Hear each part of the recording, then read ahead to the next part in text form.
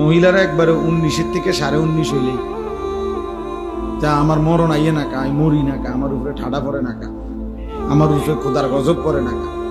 বেডির গজব বেডি নিজেই দেয়। মহিলাদের এই বদভ্যাস বেশি। হ্যাঁ, মানে মৃত্যু কামনা করে বেশি, বুঝেন নাই? মরণ কামনা করে বেশি।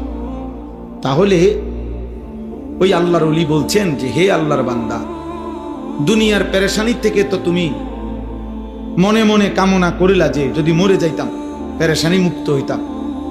তিনি বলছেন হে আল্লাহর বান্দা, যদি কবরে গিয়ে কবরের আযাব শুরু হয়, তখন তুমি ওই আযাব থেকে বাঁচবার জন্য এবার কি চাইবে?